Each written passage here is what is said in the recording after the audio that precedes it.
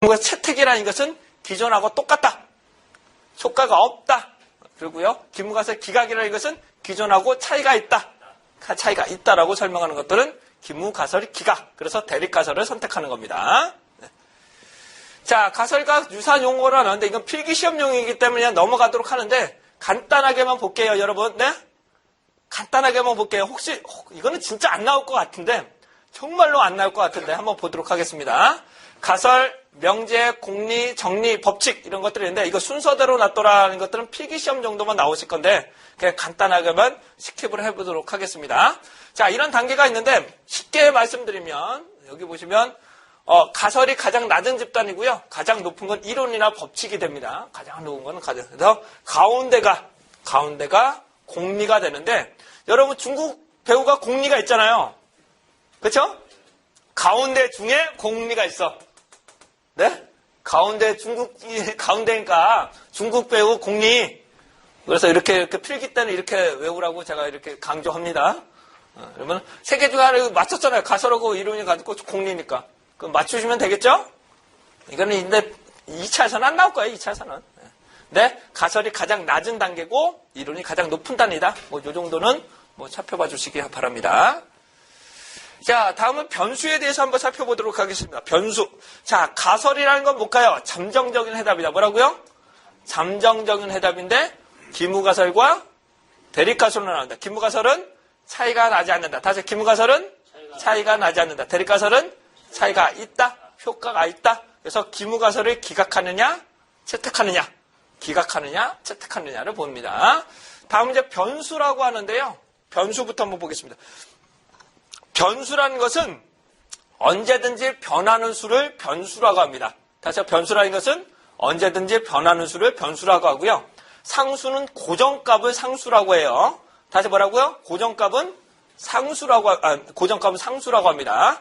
따라서 종속변수가 상수가 되면, 다시 종속변수가 고정값이 돼버리면 아무리 투입을 해봤자, 변화해봤자 안 돼요. 그래서 인과관계가 안 되는 거야. 다시 와이프는 아예 싫다고 아예 생각이 닮으면 아무리 설득을 해도 안 돼. 이런 거 뭐라고? 얘는 상수가 아예 고정이 돼버리면 아무리 독립변수를 변동을 해도 병원화가 되지 않는다.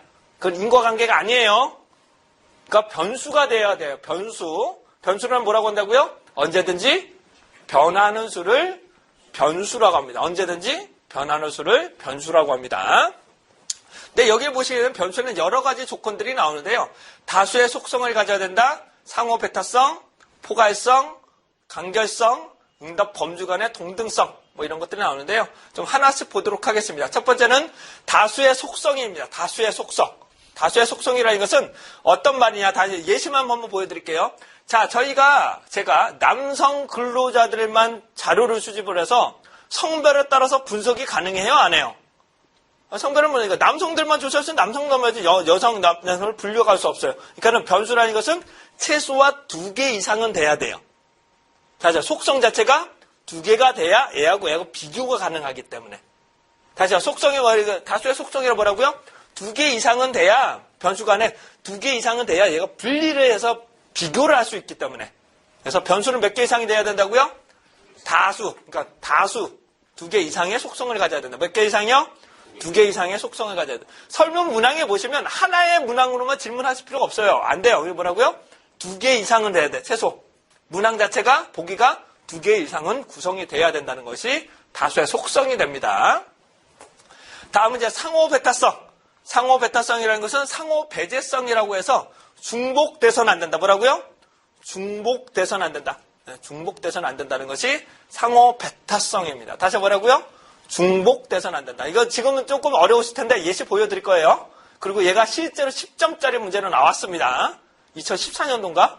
상호 배타성에 대해서 쓰시오. 포괄성. 포괄성이라는 것은 응답자가 하나라도 선택할 수 있어야 된다. 뭐라고요? 포괄성은 응답자가 하나라도 선택할 수 있어야 된다. 이것을 포괄성이라고 합니다. 포괄성. 예시 보여드릴게요. 간결성은 뭐라고 말씀드렸어요? 최소의 변수로 최대한 많이. 최소의 변수로 최대한 많은 것을 해야 된다. 그래서 응답 범주 간에 동등해야 된다. 이게 무슨 말이냐? 서울, 부산 물어놓고 미국 이렇게 물어보면 범주가 다르잖아요. 이렇게 서로 비슷한 동등하게 만들어야 된다. 근데 변수는 가장 중요한 거는 상호 베타성과 포괄성입니다. 다시요. 변수에는 뭐가 된다고요? 상호 베타성과 포괄성. 그 다음에 다수의 속성. 다수의 속성 이런 건데. 근데 얘가 간결성이 있는데 너무 간결하면 안 됩니다. 그렇다고 너무 간결하면 안 돼요. 제가 선생님의 연령을 조사하고 싶어서 나이 이렇게 물어보면 어떻게 될까요? 이런 씨 이렇게 되겠죠? 너무 간단하게 물어보면 안 돼요. 그렇죠? 적당한 수준에서 진행을 하시면 됩니다. 그렇다면 여기 나오는 상호 베타성과 포괄성이 뭐냐? 상호 베타성과 포괄성이 뭐냐? 한번 예시를 한번 보여드리도록 하죠. 상호 베타성이 잘못된 것들은 이런 것들을 말하게 되는데요. 100만 원부터 500만 원 이렇게 만들었습니다. 그러면 200만 원이면 2번을 선택해야 돼요? 3번을 선택해야 돼요? 몰라 이거. 200만 원이면 2번을 선택해야 돼요? 3번을 선택해야 돼요? 이거 몰라요 이거. 모르기 때문에 이거는 교차점이 있으면 안 됩니다. 다시 응답 보기가 교차점이 있으면 응답자가 헷갈려. 이런 것들 문항을 만드시면 안 돼요. 이걸 뭐라고 한다고요? 상호 베타성이 잘못되어 있다. 상호 베타성이 결여되어 있다. 이게 실제로 기출문제였고요. 예시도 쓰라고 나왔습니다. 10점짜리로. 상당히 쉬운 문제였고 그분들은 다 합격했겠죠? 이거는. 그냥 제가 대충 했는데도 똑같이 나와서. 자, 교차점이 있을 수 있기 때문에 포괄성이 잘못된 거는 응답 범주가 없죠. 이 사이에. 50부터 대가 54%야. 응답 범위가 없잖아요. 내가 응답하고 싶은데 응답 범위가 없어. 이걸 뭐라고 한다고요? 포괄성이 잘못되어 있다. 근데 이렇게만 나오면 다행인데 포괄성이 생각보다 쉽지가 않아요. 포괄적 내가 생각지 못했던 결과치를 생각하고 있는 경우가 있기 때문에 포괄적인 것들을 해소하려고 기타라는 문항을 넣는 겁니다. 그러니까 상호 베타성은 그러니까 어떻게 되는데 포괄성이 쉽지가 않아요. 포괄성이. 그러니까 내가 생각하지 못했던 엉뚱한 답변들이 나타날 수 있기 때문에. 그래서 상호 베타성, 포괄성은 그래서 기타라는 문항을 넣게 됩니다. 기타라는 문항을. 자, 그런데 선생님 이거는 0%, 100% 이상이 나타날 수도 없지 않나요? 근데 여기 보시면 기업 이윤의 몇 % 이상을 더 많이, 초기에는 많이 투입할 수 있기 때문에 여기서는 100% 이상이 돼야 돼요. 이해되시겠죠? 실제로 보시면 투자 비용이 현재 가지고 있는 비용보다 더 많이 투입할 수도 있잖아요. 그래서 100%까지만 쓰시면 안 된다고요. 그럼 포괄성이 문제야. 왜냐하면 더 많이 투입할 수 있는 사람들도 있기 때문에 초기에는. 그래서 얘는 어떻게 된다? 이상. 이처럼 조금 폭넓게 응답자가 최소한 하나 선택할 수 있도록. 뭐라고요? 최소한 하나 선택할 수 있도록 만드는 것들을 포괄성이라고 한다. 그래서 포괄성을 해결하고자 기타라는 문항을 넣는 거예요. 다시요. 상호 베타성은 뭐라고 말씀드렸어요? 상호 베타성이란 교차점이 없어야 된다. 포괄성은 하나라도 선택할 수 있어야 된다. 다시요. 상호 베타성은요. 교차점이 없어야 된다. 포괄적이라 해서 포괄적이어야 된다. 즉 하나라도 선택할 수 있게끔 만들어줘야 된다. 이것을 뭐라고 한다고요? 포괄성. 포괄성이라고 합니다. 자, 하지만 가설은 특정화가 돼야 돼요. 가설은 특정한 방향성이 있어야 되지만 변수는 포괄성이 포함이 돼야 돼요. 다시요. 가설은 포괄적이면 안 됩니다. 가설은 포괄적이면 안 돼요. 내가 원하는 방향성이 있어야 된다니까. 내가 원하는 뭐가 때문에 뭐가 될 것이다라고 명확한 명확성이 있어야 돼요. 하지만 변수는요. 모든 것을 포함해야 되기 때문에 포괄성을 포함을 해야 됩니다. 조금 이해가 되시나요? 가설은 내가 주장하고 싶어하는 것은 일정한 방향성이 있어야 되지만 조사하고자 하는 문항은 하나라도 다 선택할 수 있도록 만들어줘야 된다. 이것을 포괄성이라고 한다. 포괄성이라고 합니다. 자, 다시 보겠습니다. 자, 그렇다면 가설부터 다시 정리해 볼게요. 자, 가설이란 뭐라고 말씀드렸어요? 예, 잠정적인 결론이 뭐라고요? 잠정적인 결론인데 어떻게 된다고요? 기무가설과 대립가설로 구분된다. 뭐라고요? 기무가설과 대립가설로 구분되는데 가설이라는 것은 뭐뭐 때문에 뭐가 변하는 거잖아요. 원인과 결과예요. 다시 뭐라고요? 원인과 결과인데 얘네들은 변수로 구성해야 될까요? 상수로 구성되어야 될까요? 변수로 구성되어야 돼요. 변수로. 근데 그래서 어떻게 변수의 속성이 어떻게 난다고요?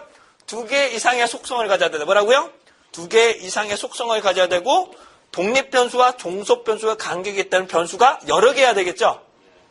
조금 이해되시겠나요? 다시요. 가설이라는 것은 뭐뭐 때문에 뭐가 바뀌어야 된다는 특정어가 있어야 돼요. 그렇기 때문에 얘네들은 고정값이어야 돼요? 변수여야 돼요? 상수여야 돼요? 변수여야 된단 말이에요. 그렇기 때문에 첫 번째 변수의 속성은 2개 이상이 돼야 된다. 뭐라고요? 2개 이상의 속성을 가져야 되고 다수의 변수 간의 관계를 가져야 되죠. 독립변수와 종속변수와 관계를 가져야 되겠죠. 그렇죠? 이해되시겠어요? 그러니까 여기서 하나씩 쪼개볼게요. 그럼 어떻게 된다고요? 2개 이상의 속성을 가진 다수의 변수들 간의 관계예요.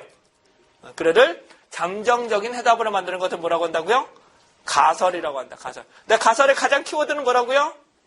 잠정적인 해답. 뭐라고요? 잠정적인 해답인데 2개 이상의 속성. 근데 변수는 상호 베타성과 포괄성. 뭐라고요? 상호 베타성과 포괄성. 상호 베타성은 그렇죠. 중복돼서는 안 된다는 거고요. 포괄성은 하나라도 선택할 수 있어야 된다. 하나라도 선택할 수 있어야 된다. 응답 보기를 말씀드려요. 응답 보기를 보시면 뭐라고요? 최소한 2개로 구성이 돼야 된다. 그 다음에 최소한 응답자가 하나라도 선택할 수 있어야 된다. 하나라도 포괄성을 해결하는 방법이 뭐가 있다고요? 기타라는 문항 내시면 된다. 그러니까 약간씩 이렇게 하나씩 넓혀갈게요. 네. 그러니까 맨 처음에 이게 어려우셨죠? 이게 어려우셨단 말이에요. 근데 잠정적인 해답인데 변수여야 돼. 변수는 2개 이상은 돼야 되지. 그리고 독립변수와 종속변수가 관계이기 때문에 다수의 변수여야 되는구나. 그런 것들을 하나씩 보도록 하겠습니다. 네, 분위기들이 안 좋아요.